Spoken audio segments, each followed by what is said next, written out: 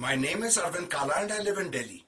Punjab goes to the polls in 5-6 months, but before I discuss the likely poll outcome, I'd like to say a few things about Punjab. Now, Punjab contains less than 2% of India's population, but it impinges hugely on the Indian mind. There's a reason for this. You see, the Sikh and the Punjabi culture has a particular place in the Indian mind. The Sikhs are very different. They're neither Muslims nor Hindus. The Hindus are seen as killjoys. The Muslims are seen as wet blankets.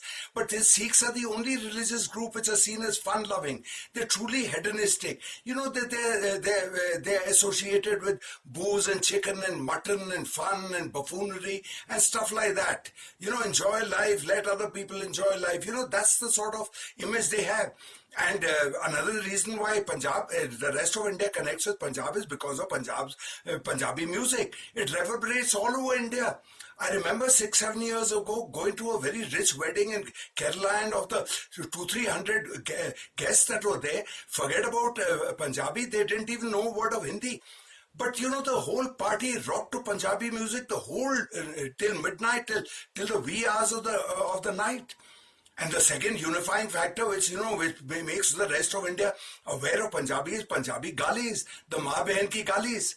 Now, there are other states which are larger than, as large as Punjab, Haryana, Telangana, Chhattisgarh, Assam. Now, nobody, if there's a change of government in these states, it doesn't register. But Punjab impinges hugely on the nation's consciousness, as I said earlier. Now, let's come to the likely outcome of this 2022 poll. You see, this poll is going to be unique in one respect.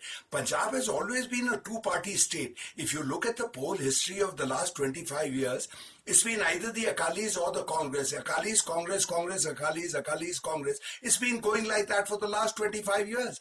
There are only two chief ministers who've ruled Punjab in the last 25 years. Badal ruled 4 times and Captain Amrinder Singh ruled twice.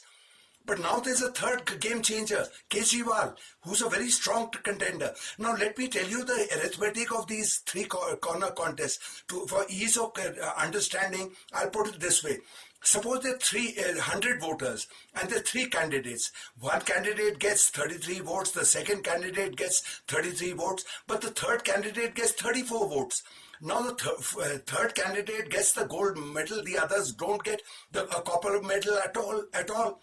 So the guy who gets 1 vote more screws the other 2. That is how our first past the post system works.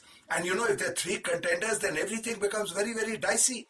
And here I come to an astonishing thing that a voter opinion poll said earlier this month. They said that Kejriwal's Aam Aadmi Party was going to score a near majority in Punjab. And the most astonishing thing was that Punjabis said they wanted Kejriwal as chief minister. Though Kejriwal is not a contender for chief ministership. Now, there is a reason for this, for Kejriwal's credibility in Punjab. Delhi has 500,000 Sikhs, and it has another 5-6 million Punjabis, Hindu Punjabis.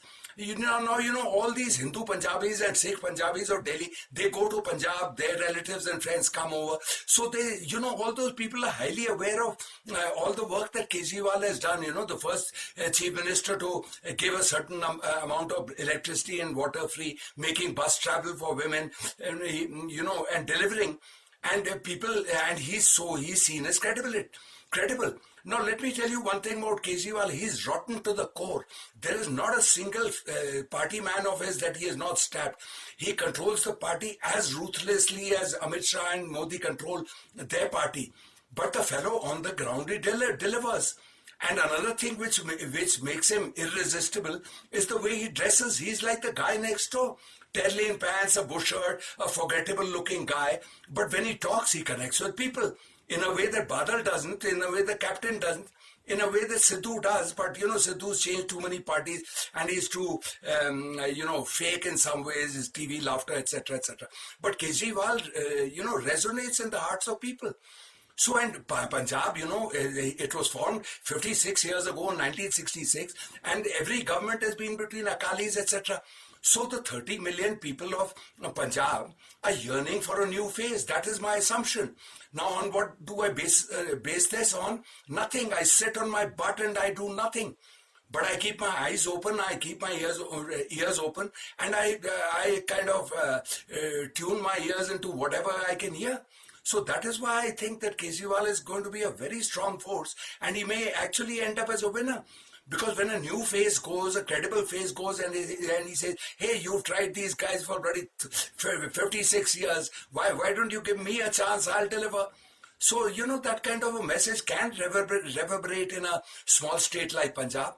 Well, folks, I think I talk a lot of sense, and if you go to my YouTube channel, on the right side, you'll find a subscribe button.